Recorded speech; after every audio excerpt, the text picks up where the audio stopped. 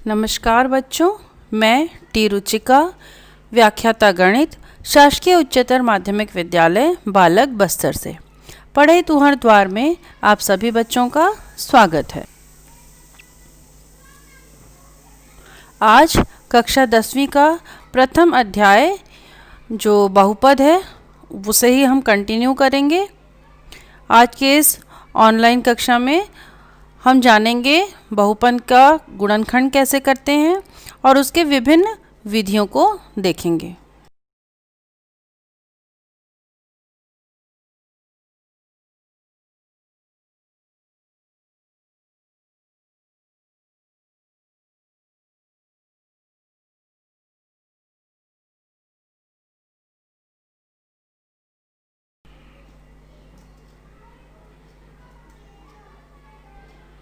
गुणनखंड का तात्पर्य। गुणनखंडन का मतलब क्या होता है? किसी संख्या का गुणनखंडन करने का अर्थ उसे ऐसे अभाज्य गुणनखंडों में तोड़ना होता है जिनका गुणा करने पर पुनः वही संख्या प्राप्त हो जाए। उदाहरण देखते हैं। 12 का गुणनखंडन कैसे करते हैं? हम 12 का गुणनखंडन, हम 12 को 2 से भाग देंगे, भागफल आएगा 6, फिर उसे हम 2 से भाग देंगे तो भागफल आएगा 3। इस तरह हम 12 को 2 गुणित 2 गुणित 3 लिख सकते हैं। जब हम 2 को 2 से गुणा करेंगे और उसके उत्तर को 3 से गुणा करेंगे तो पुनः हमें 12 मिल जाएगा। इस तरह 2 और 3 12 के गुणनखंड हुए। उसी तरह 81 का गुणनखंडन, एक और उदाहरण देखते हैं। जब हम 81 का गुणनखंडन करते हैं तो इस तरह 81 को हम 3 से भाग देते हैं। 3 से भाग देने पर भागफल 27 आता है। 27 को 3 से भाग देंगे तो भागफल जो है 9 आता है, और 9 को 3 से भाग देंगे तो भागफल 3 आया। तो इस तरह हम 81 को 3 को 4 बार गुणा करके लिख सकते हैं और ये होता है 81 का गुणनखंडन। इसी प्रकार जब हम किसी बहुपद के गुणनखंडन की बात करते हैं तो उसका आशय होता है कि बहुपद को ऐसे सरल बहुपदों के रूप में तोड़कर लिखना जिन्हें गुणा करने पर फिर से वही बहुपद मिल जाए। जैसे हमने संख्याओं के लिए किया, वही नियम बहुपद के लिए भी लागू होता है।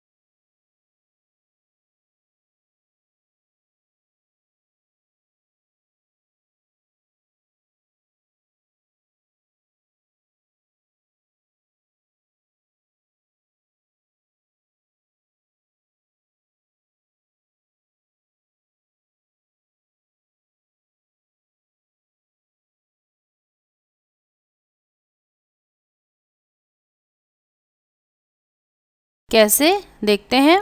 बहुपद के गुणनखंडन करने के 3 बेसिक तरीके हैं, 3 नए तरीके हैं। पहला है उभयनिष्ठ बहुपद पहचान कर, यानी कि कॉमन निकालना, उभयनिष्ठ निकालना।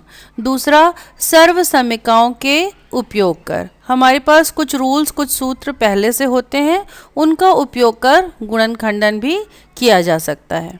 और तीसरा नियम है बहुपद के मध्य पद को तोड़कर। हर प्रश्न को अलग अलग तरीके से करते हैं। तो हम देखते हैं सबसे पहले उभयनिष्ठ बहुपद पहचान कर हम कैसे हल करते हैं। उभयनिष्ठ निकालकर गुणनखंड प्राप्त करना। उभयनिष्ठ बहुपद निकालकर गुणनखंड ज्ञात करना तभी संभव हो पाता है जबकि बहुपद के सभी पदों में वह बहुपद मौजूद हो। उदाहरण से हम ज़्यादा अच्छे से समझ पाएंगे। एक प्रश्न है, एक बहुपद है हमारे पास 12x धन 4x की घात 2। इसका हमें गुणनखंडन करना है। तो 12x को हम 4 तिया 12 तो 4 गुणित 3 गुणित x इस तरह लिख सकते हैं, और 4x की घात 2 को 4 गुणित x ऐसे लिख सकते हैं। दोनों ही पदों में 4x मौजूद है तो हम 4x को उभयनिष्ठ निकाल लेंगे और हमारे पास कोष्टक में जो बचा है वो है 3 धन x। तो इस तरह 12x धन 4x का वर्ग का गुणनखंडन हुआ 4x गुणित 3 धन x। एक और उदाहरण देखते हैं। उदाहरण है AB धन AC धन A स्क्वायर। इसका हमको गुणनखंडन करना है। तीनों में A मौजूद है, हम देख रहे हैं, तो A को हम कॉमन निकाल लेंगे और बच गया जो वो हम कोष्टक में लिखते हैं। तो A कॉमन निकालने के बाद कोष्टक में B धन C धन A। अभ्यास के लिए एक प्रश्न हमने दिया है 4x धन 2x की घात 3।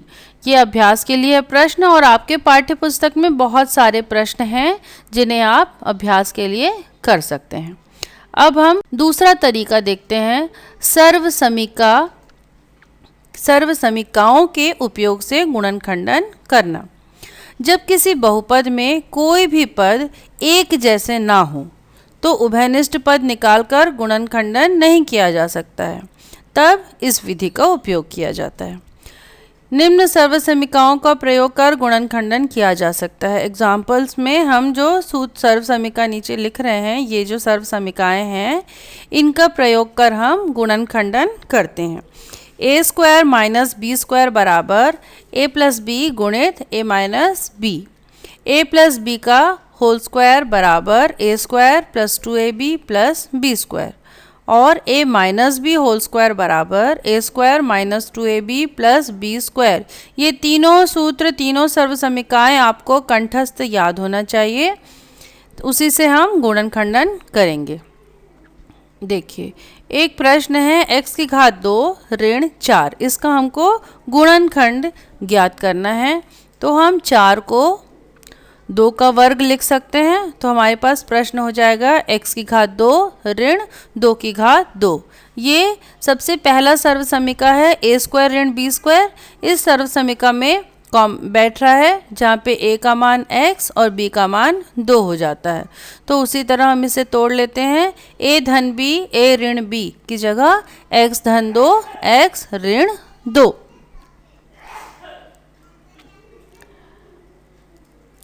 एक और उदाहरण देखते हैं। हमारे पास एक और प्रश्न है x की घात 2 धन 6x धन 9। इस 6 को हम 2 गुणित 3x लिख सकते हैं। तो ये हमारे पास a धन b का वर्ग, पूरे का वर्ग इस सूत्र में बैठता है। कैसे? a स्क्वायर धन 2 गुणित a गुणित b धन b स्क्वायर। यहाँ पे a का मान x है और b का मान 3 है। तो इससे हम बना सकते हैं इसको a धन b का वर्ग, यानी x धन 3 का वर्ग, जिसे हम ऐसे 2 बार लिखेंगे, x धन 3, और इस तरह इसका गुणनखंडन हो जाएगा। बहुपद के मध्य पद को तोड़कर गुणनखंडन करना, ये बहुत ही इम्पॉर्टेंट मेथड है और बहुत ही ज़्यादा यूज़फुल मेथड है। प्रश्न है x की घात 2 धन 5x धन 6। इसका गुणनखंडन करना है।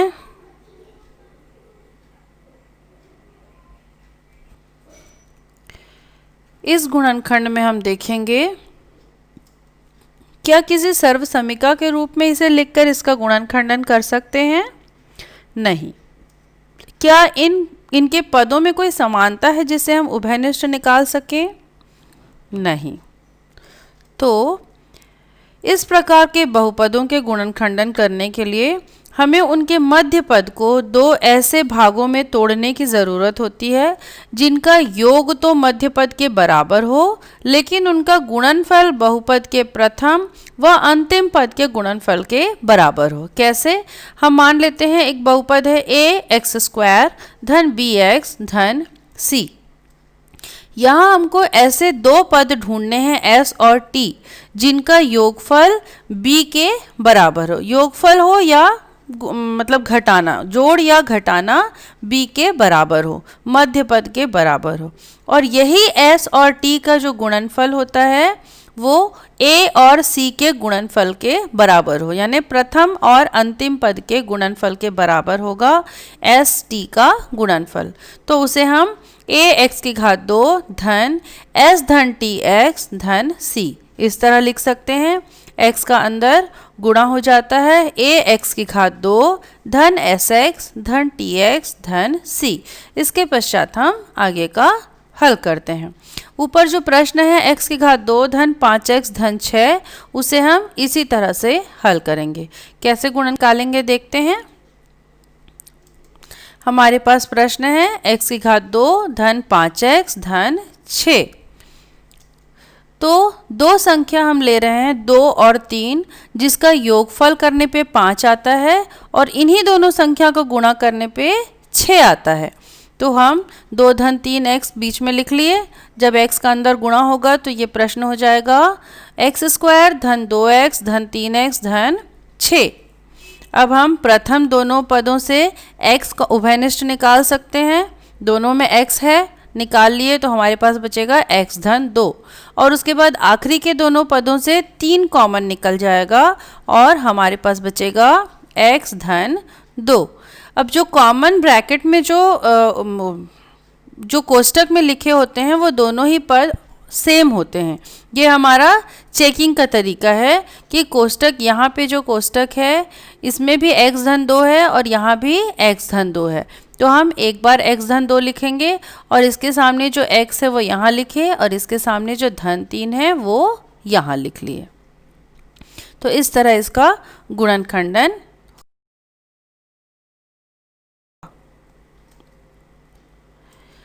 कभी प्रश्न इस तरह के आ जाते हैं जैसे कि 6x की घात 2 ऋण 5x ऋण 6, इसका गुणनखंडन करना है। इस बहुपद का हम तुलना करेंगे ax की घात 2 धन bx धन c इससे। तो तुलना करने पर a का मान हो गया 6, b का मान हो गया ऋण 5 और c का मान है ऋण 6। इसे हम चिन्ह सहित लेते हैं। तो हम देखते हैं कि a गुणित c करने पे 6 गुणित ऋण 6 होता है और उसका गुणनफल होता है ऋण 36। तो हम ऋण 36 के संभावित गुणनखंड क्या क्या होंगे ये देखते हैं। किन दो संख्याओं का गुणा करने पे हमारे पास ऋण 36 आता है।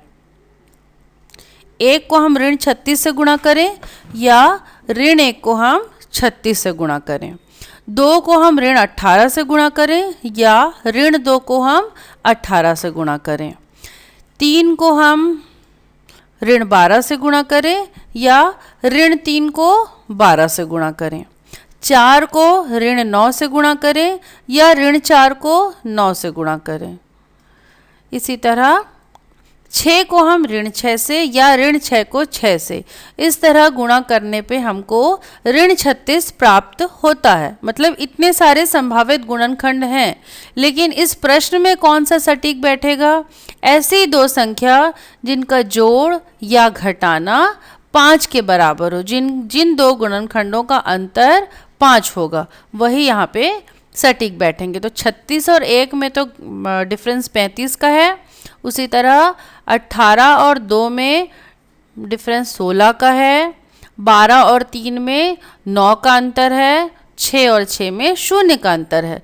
लेकिन हम देख रहे हैं 9 और ऋण 4 या 4 और ऋण 9 में 5 या ऋण 5 का अंतर है। तो इस तरह हम ये दोनों संख्याओं को इस प्रश्न में ले सकते हैं, इसे हम तोड़ सकते हैं। कैसे लिखेंगे देखिए।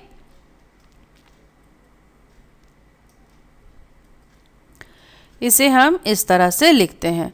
बीच में जो ऋण 5 है उसको हम कोष्टक नीचे कोष्टक में लिखेंगे 4 ऋण 9 x, और फर्स्ट और आखिरी जो पद हैं वो वैसे ही रहेंगे।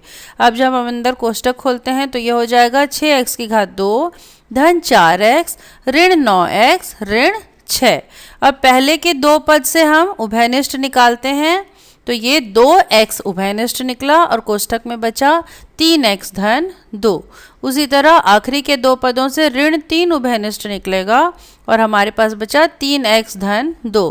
हमने कहा था दोनों कोष्टक में कॉमन पद होने चाहिए। देखिए यहाँ पे पहले कोष्टक में भी 3x धन 2 है और दूसरे कोष्टक में भी 3x धन 2 है, तो ये जो कॉमन निकला है इसको हम एक बार लिखते हैं और इन कोष्टक के सामने जो पद हैं 2x ऋण 3 इसे हम अलग से एक कोष्टक में लिखते हैं। इस तरह इस बहुपद का गुणनखंड हो गया। ये है इसका उत्तर। अभ्यास के लिए हमने दो प्रश्न दिए हैं, x स्क्वायर धन 3x धन 2 और दूसरा प्रश्न है 14x की घात 2 धन 19x ऋण 3। इनका गुणनखंडन आपको करना है और प्रश्नावली 3 आपके पाठ्य पुस्तक में पृष्ठ क्रमांक 23 में है। इसी तरह के बहुत से सवाल हैं वहाँ पे, तो जिनका हल आपको करना है। तो आपने अभी तक YouTube के द टेनिटीज़ चैनल को सब्सक्राइब तो कर ही लिया होगा। ये तो इतने दिनों से हम लोग क्वेश्चंस बना ही रहे हैं। तो अब अगर नहीं किए हैं तो आपको इस वीडियो को तो लाइक करना है, सब्सक्राइब नहीं किए हैं तो सब्सक्राइब कर लीजिए और इस वीडियो को शेयर करिए ताकि आपके जो फ्रेंड्स हैं, जो लोग इन्हें नहीं ये वीडियो इस तरीके से नहीं देख पाए हैं तो वो देख लेंगे और उसके बाद बेल आइकन को प्रेस करेंगे जिससे हमारा अगला वीडियो आपको नोटिफिकेशन आ जाएगा।